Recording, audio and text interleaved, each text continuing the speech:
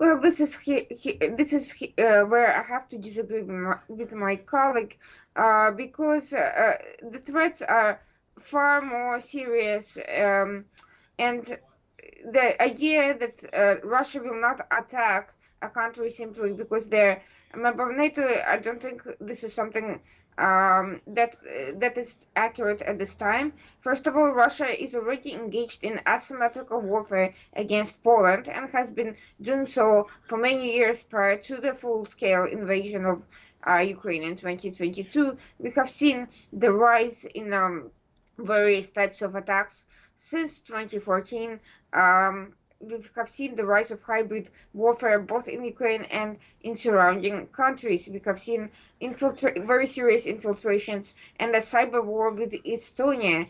And Russia has been testing the boundaries of NATO's commitment to its own collective security, and there is no clear guideline at what point the escalation, intrusion, or an attack are serious enough to warrant the application of Article 5.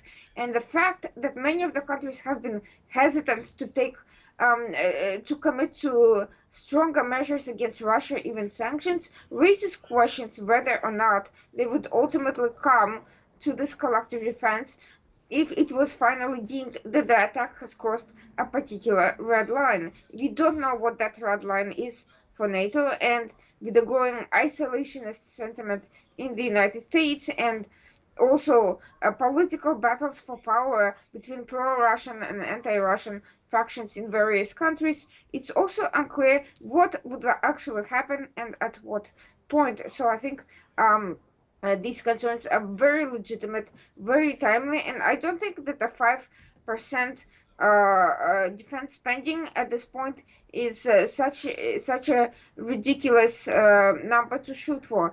It's actually mind-boggling that small countries like Lithuania are willing to go into debt because they understand the reality and the threat of daily life and the geographical manipulations that could cause Russia to isolate these countries and enter them, and larger countries do not.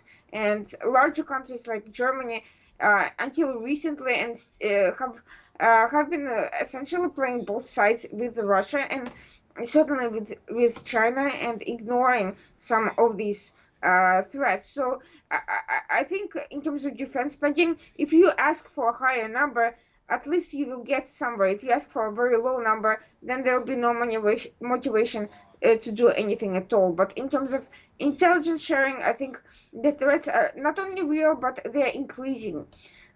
During the Paris Olympics, we have seen attempted direct terrorist attacks by Russian groups, whereas previously we only heard about non-state actors like jihadist groups targeting mass events. Now we are seeing state actors enter the fray, and I think that this is only going to grow as Russia becomes more desperate, as their troops weaken, as their economy weakens. They will try to disrupt and cause chaos and mayhem in Europe and where they can as much as possible. Mhm.